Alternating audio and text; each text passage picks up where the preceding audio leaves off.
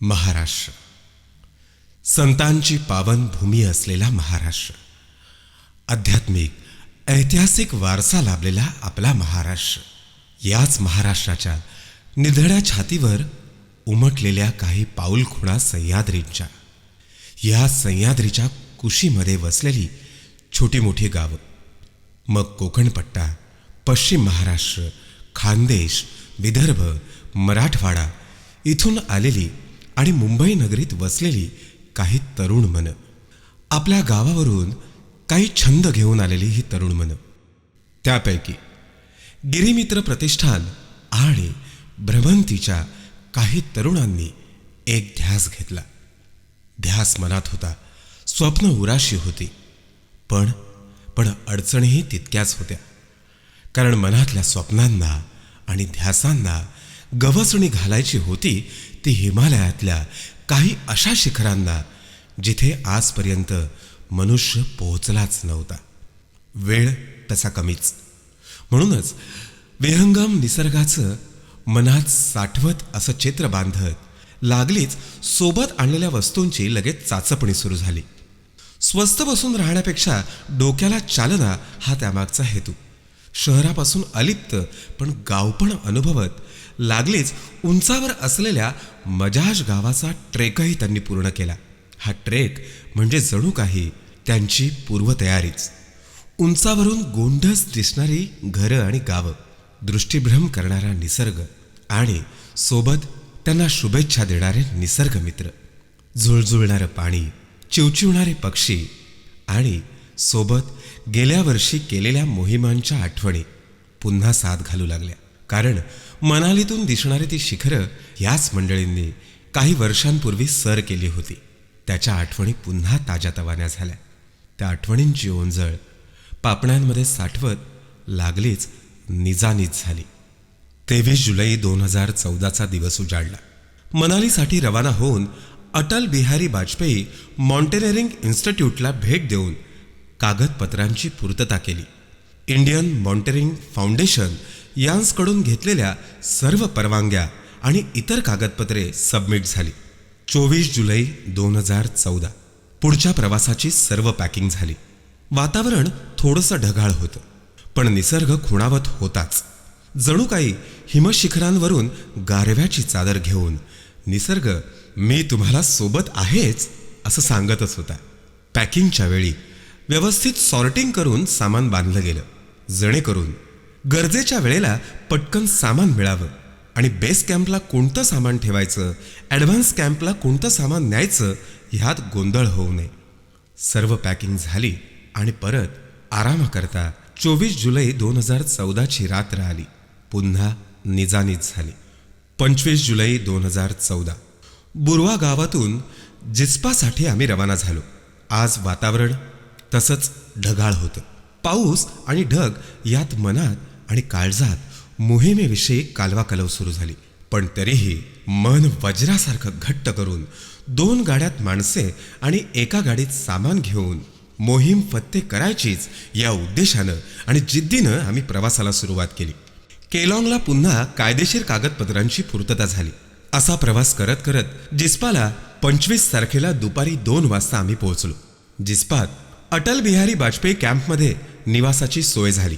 थोडासा आराम करून एका देवळाला भेट दिली, आशीर्वाद घेतला आणि भागा नदीच्या बाजूला असलेल्या कॅम्पमधून एक विचार पुढे आला की का नाही एक छोटासा ट्रेक व्हावा. लगेचच सगळ्यांचा होकार मिळाला आणि त्यातून अनुभवायला मिळाला एका छोट्याशा ट्रेकचा आल्हाददायक अनुभव. जवळपास 1,500 फूट उंचीचा हा अनुभव. 26 जुलै 2014ची ती पहाट. जिस्पा सोडायची वेळ झाली. सकाळी 8 वाजता किलिंगसरायचा जो आमचा बेस कॅम्प होता तो आम्हाला मनोमनी खुणावत होता. जवळपास 65 किलोमीटर अंतर पूर्ण करायला 4 तासांचा प्रवास आम्हाला करायचा होता. खळखळणाऱ्या पाण्यातून रस्ता स्वतःला आणि आमच्यासारख्या पर्यटक आणि प्रवाशांना सावरण्याचा प्रयत्न करत होता. जणू रस्ताच आम्हाला पुढे सरसावण्यासाठी मदत करत होता. इथे ना जात ना पात, पंथ, धर्म, ना देश ना परदेश, फक्त निसर्ग आणि माणूस हे एकच नातं.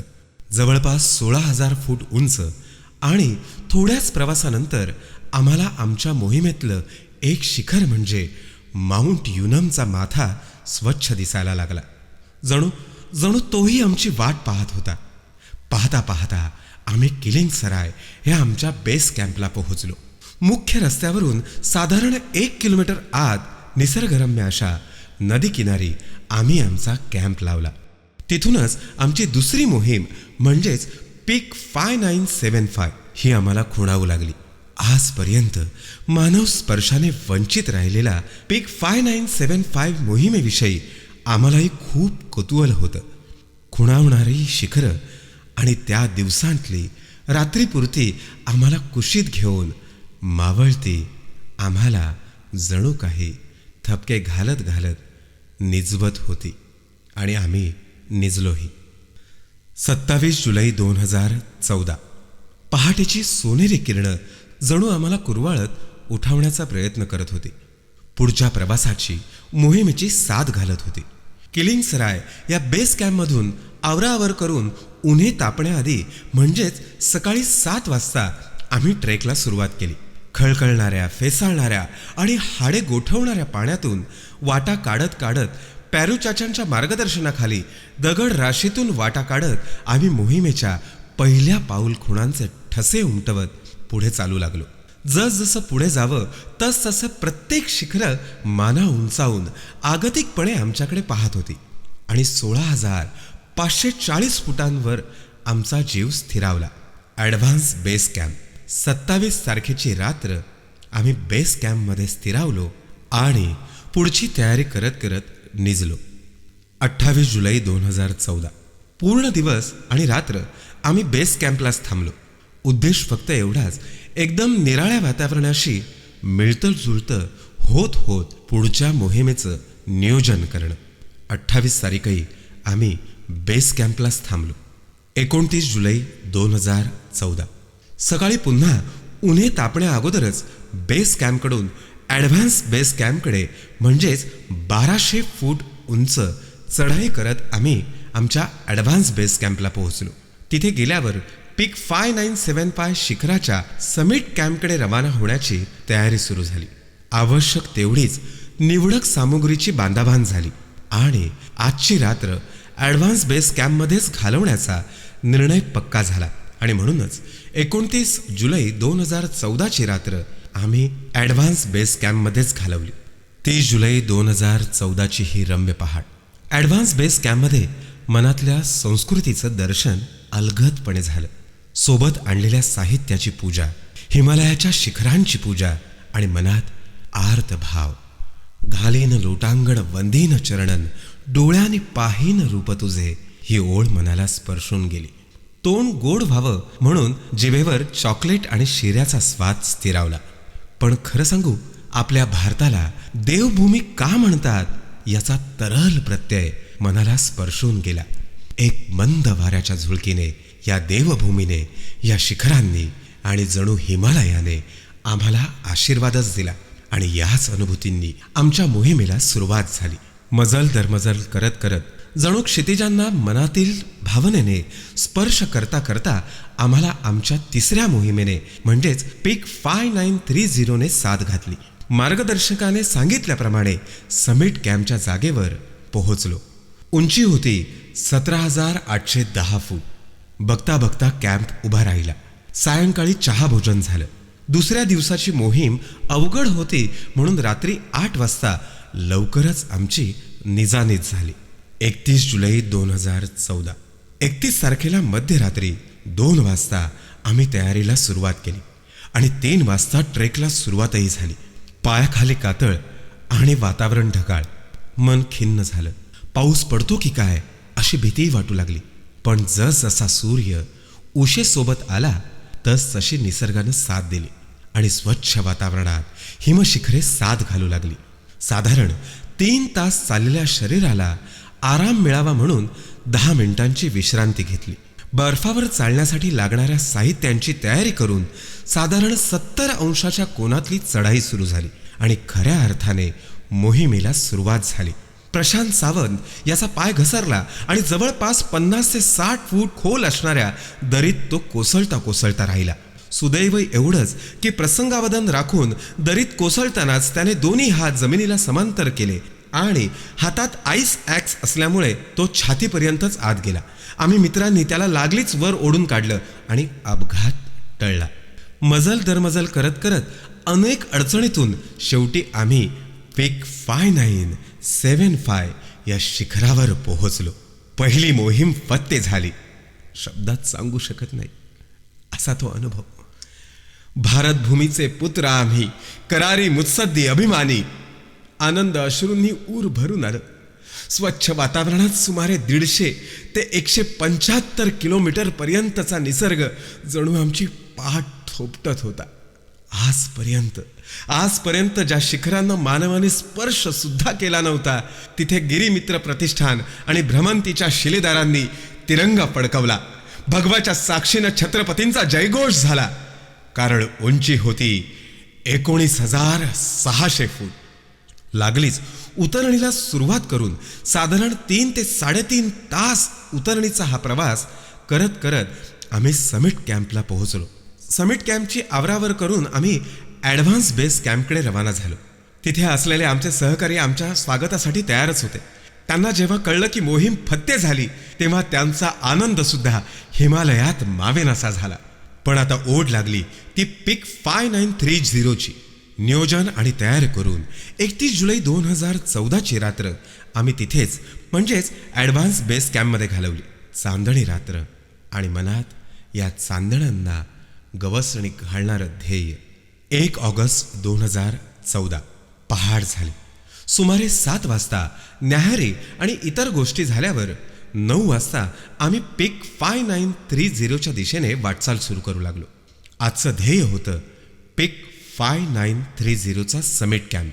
सुमारे 6 तासांची चढाई पूर्ण केल्यानंतर 3 वाजताच्या सुमारास अतिशय प्रतिकूल परिस्थितीत थोड्याफार मेहनतीने दगडधोंड्यात काही जागा सपाट करून आम्ही आमचा समिट कॅम्प उभा केला. साधारण समुद्र सपाटीपासून 17,300 फूट उंचीवरचा आमचा समिट कॅम्प मनाला आल्हाददायक आनंद देत होता. दुसऱ्या दिवशीच्या नियोजनाच्या गुजगोष्टींमध्येच ती रात्र तशीच निघून गेली आणि दिवस उजाडला. 2 ऑगस्ट 2014. कोणतीही घाई गडबड न करता आम्ही परिसराची रेकी करायचं ठरवलं. मोहिमेचा मार्ग निश्चित करणे हा त्यामागचा हेतू. प्रत्येकाने परिसराची रेकी करून मोहिमेची आखणी झाली. नियोजन ठरलं. संध्याकाळपर्यंत दुसऱ्या दिवशीची तयारी करून भोजन केलं आणि रात्री लवकर म्हणजे 8 वाजताच आम्ही सर्वजण झोपलो. 3 ऑगस्ट 2014. एक नवीन मोहीम, काहीशी अवघड. त्यातून शिखरावर पोहोचण्याचा रस्ता कुणालाच माहीत नव्हता. एक नवीन अवघड आव्हान. त्यातून सकाळी पाहिलं तर कालच्यापेक्षा वेगळीच परिस्थिती. रात्री एक हिमळकडा कोसळल्याने आदल्या दिवशी ठरलेल्या मार्गात आता बदल करणे क्रमप्राप्त होते. काय करावं ते कळेच ना. पण शिखर सर करायचंच कोणत्याही परिस्थितीत. म्हणून शिखराला वळसा घालून जाण्याचं ठरलं. वेळ प्रसंगी रॉक क्लाइम्बिंगचा वापर करत करत अडचणींवर मात करत करत शेवटी मोहीम 5930 फत्ते झाली. शिखर 5930 जवळपास 19,450 फुटांवर पुन्हा आम्ही तिरंगा फडकवला. भगव्याच्या साक्षीनं पुन्हा मराठी मुलकाचा आवाज हिमालयात गुंजला. छत्रपतींचा जयघोष झाला. मोठ्या अभिमानानं शिखराला सलाम करून देवभूमीची माती भाळी लावून पुन्हा समिट कॅम्पच्या दिशेनं आम्ही उतरायला सुरुवात केली. रात्रीचं जेवण करून सर्वजण झोपी गेले. एका वेगळ्याच विश्वात हरवून. सकाळी लवकर उठून आवराआवर करून शक्य तितक्या लवकर आम्हाला ॲडव्हान्स बेस कॅम्पकडे पोचायचं होतं. साधारण 5 तासांच्या अथक वाटचालीनंतर आम्ही ॲडव्हान्स बेस कॅम्पकडे पोहोचलो. पण वातावरण ढगाळ पावसाळी होत गेलं आणि निर्णयात फेरबदल करावा लागला. आम्ही ॲडव्हान्स बेस कॅम्पसुद्धा आवरला आणि परत सुमारे 2.5 तास चालून किलिंगसराय कॅम्पला पोहोचलो. 6 ऑगस्ट 2014. सकाळी लवकर उठून किलिंगसरायच्या कॅम्पची आवराआवर केली. शिखर युनम ही मोहीम आता खुणावत होती. त्यासाठी आमचा बेस कॅम्प होता साधारण 16,000 फूट उंच भरतपूर येथे आमचा बेस कॅम्प उभा केला.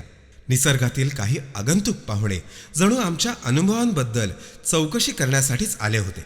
त्यांच्याशी गप्पा मारता मारताच 6 तारखेची रात्र आणि त्या 6 तारखेच्या रात्रीच्या कुशीत आम्ही निजून गेलो. 7 ऑगस्ट 2014ची पहाट. आता समिट कॅम्पची तयारी सुरू झाली. ॲडव्हान्स बेस कॅम्पपासून साधारण 4 ते 5 तास चालल्यानंतर आम्हाला समिट कॅम्पची जागा मिळाली. गप्पा, गाणी, किस्से, वेळप्रसंगी पत्तेसुद्धा. हे सगळं झालं आणि पुन्हा एकदा शिखर युनमच्या चढाईसाठी नियोजन, आखणी सुरू झाली. 8 ऑगस्टची ती मध्यरात्र. रात्री सुमारे 2:30 वाजता ट्रेकला सुरुवात झाली. अडचणी आल्या नाहीत तर तो ट्रेक कसला. पण त्या अडचणींवर मात करत करत साधारण 5.25 तासांची चढाई करून सकाळी 8:30 वाजता आम्ही सर्वजण युनम शिखराच्या माथ्यावर पोहोचलो. मन धन्य झालं. त्यावेळी मात्र एका गाण्याची ओळ सहज आठवली. सारे जहां से अच्छा हिंदोसता हमारा. मन भरून आलं. पापण्या ओलावल्या. एकमेकांना मिठ्या मारत, एकमेकांचं अभिनंदन करत सकाळच्या त्या सोनेरी किरणात तिरंग्यासमोर मान तुकवून फक्त एवढंच म्हणावंसं वाटलं, जनगण मन अधिनायक जय हे भारत भाग्य विधाता. राष्ट्रगीत आणि छत्रपतींच्या जयघोषात आसमंत सुद्धा नतमस्तक झालं. मोहीम फत्ते झाली 20,100 फुटांची, शिखर युनुमची. ज्या मातीतून वज्रमूठ धरून जिद्दीने भगवा घेऊन निघालेले हे मावळे, हो मावळेच म्हणायचे सह्याद्रीचे, मावळे म्हणायचे महाराष्ट्राच्या मातीतले, मराठी संस्कृतीतले. सविनय बदल करून एवढंच म्हणावंसं वाटतं, केवळ दिल्लीचेच नाही तर हिमालयाचे तख्त राखितो महाराष्ट्र माझा. कदाचित अतिशयोक्ती वाटेल, पण खरंच सह्याद्रीचा मावळा असल्याचा भास झाला. हे तुम्हीही अनुभवलं असेल किंवा भविष्यात पुढे कधीतरी जाऊन अनुभवाल. पण खरं सांगा, सिमेंटच्या जंगलात हरवलेलं सह्याद्रीचं मन ज्यावेळी हिमालयात जाऊन हिमालयाला भेटून येतं, तेव्हा या मातीतल्या प्रत्येक गिरीप्रेमीचं मन एक दुसऱ्यासाठी अभिमानानं भरून येतं. त्यात नसतो तो दुस्वास, नसतो तो मत्सर, नसतो तो हेवा, नसतो तो द्वेष. असते एक आपुलकीची भावना, अभिनंदनाची आणि पुढच्या मोहिमेसाठी पुन्हा सज्ज होण्याची. प्रत्येक गिरीप्रेमी तितकाच उंच हिमालयासारखा, तितकाच कणखर सह्याद्रीसारखा, तितकाच तटस्थ संकटांसाठी एखाद्या बुरुजासारखा.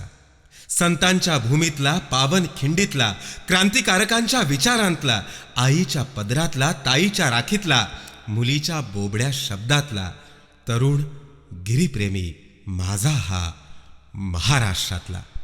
भीमा रेवा कृष्ण कोयना भद्रा गोदावरी, एकपणाचे भरती पाणी मातीच्या घागरी. गिरीमित्रांनो, ही तर एक सुरुवात आहे. अजून बरंच काही जिंकायचंय आपल्या सर्वांना. छत्रपतींच्या स्वप्नातला महाराष्ट्र घडवायचा आहे. डोंगर, दऱ्या, किल्ले नुसते सर करायचे नाहीयेत, तर त्यांचे संवर्धन ही सुद्धा आपलीच जबाबदारी. आणि ती निभवायची एका मुठीने, एका जिद्दीने. हेच होतं आमच्या या मोहिमेचं लक्ष.